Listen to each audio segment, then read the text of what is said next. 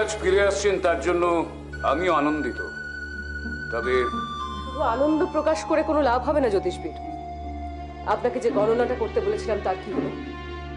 মহানামা ফেরার সম্ভাব্য সময় কখন, সে ফিরলে কি কি ঘটতে পারে, সে ব্যাপারে কি করেছেন আপনি? রাজকুমারের জীবনে এক নতুন অধ্যায় শুরু হতে চলেছে রাজু। আমি আপনাকে শেষবারের মতো বলছি জ্যোতিষবিদ, প্রহেলিকা বন্ধ করুন, আসল কথা বলুন। প্রহেলিকা নয় রাজুধি, রাজকুমার ফিরে আসতেই তাকে ঘিরে আপনাদের সবাইকে এক নতুন অধ্যায়ের দ্বন্দ্বে প্রবেশ করতে হবে। চলি, প্রণাম। মা, আজ এই শুভ দিনে তোমার কাছে আমি সবুজ রং প্রার্থনা করি। সিংহলকে তুমি সবুজ রঙে আবৃত করে দাও, শস্য শ্যামলা করে তোলো মা সিংহলকে। সিংহল চির সবুজ হয়ে থাকুক। হে মা দুর্গা, আমি আজ তোমার কাছে নীল রং প্রার্থনা করি। সিংহলের চারিদিকে সমুদ্র, এই সমুদ্রই সিংহলকে রক্ষা করে। এইভাবেই যেন সিংহল নিরাপদে থাকতে পারে, কোনো বাইরের শত্রু যেন আক্রমণ করে সিংহলকে জর্জরিত না করতে পারে। মা, তুমি আজ নীল রঙের আশীর্বাদ দিয়ে সিংহলকে সুরক্ষিত করে দাও মা, সুরক্ষিত করে দাও। খনা মা, সত্যি করে বলো তো, তোমার শরীর খারাপ লাগছে না তো? না না উপতিষ্যক, এতটা দুশ্চিন্তা করার কোনো কারণ নেই।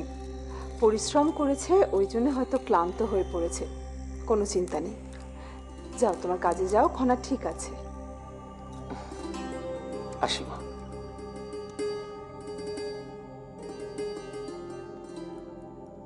রাজিমা, আপনি যা বললেন তা সম্পূর্ণ সত্য তো? দয়া করে আমার কাছে কিন্তু কিছু লুকোবেন না। ঐশিকা, আমার উপর তোমার বিশ্বাস আছে? তাহলে খনার কিচ্ছু হয়নি। বহু বছর আগেই আমার জীবনের সব রং মুছে গিয়েছিল, তাই তাই এই ধরনের কোনো আচার অনুষ্ঠানে আমি অংশ নিতে পারি না রুক্মিণী। কিন্তু কিন্তু সেই সব মুছে যাওয়া রং তো আমি আমার খনার জীবনে ভরিয়ে দিতে পারবো। সেখানে তো কেউ আমাকে বাধা দিতে পারবে না মনি ভাই, কেউ বাধা দিতে পারবে না। মাসুমা, তুমি যে বললে তোমার আলপনাটা ভালো লাগেনি, কিন্তু যখন ভিনদেশি অতিথি বললো তার যে আলপনাটা খুবই ভালো লেগেছে, তা আমার তো মনে হচ্ছে না এমন কিছু খারাপ হয়েছে বলে। চলো।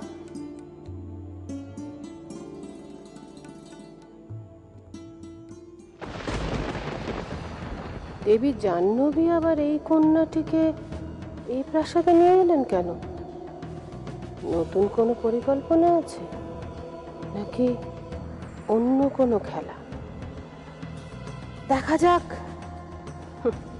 আচ্ছা রাজিমা, এবারে কিন্তু আমাদের হোলির অনুষ্ঠানে প্রথমবার ভিনদেশি অতিথি আসছে, খুব মজা হবে বলো? আমিও যাব হোলির অনুষ্ঠানে, আমার এই অনুষ্ঠান দেখার খুব ইচ্ছা। তুমি তো সবেমাত্র এসেছো, আগে আমার সঙ্গে চলো, পরে না হয় দেখা যাবে। খনা, কেন? তখন আমার সাথে চলুক না। খনা, ও তো এইমাত্র এসেছে, একটু বিশ্রাম নিক, তারপর তুমি ওকে নিয়ে যাও। আমার কিন্তু বিশ্রামের কোনো প্রয়োজন নেই, আমি এখনই যেতে পারি। সমৃদ্ধি, তুমি চলো আমার সঙ্গে, আমার ঘরে চলো, তারপর একটা ব্যবস্থা করা যাবে। এসো। জয়ম নিশ্চয়ই এতক্ষণে প্রাসাদে এসে গেছে, যাই জয়মকে গিয়ে সব কথা বলি।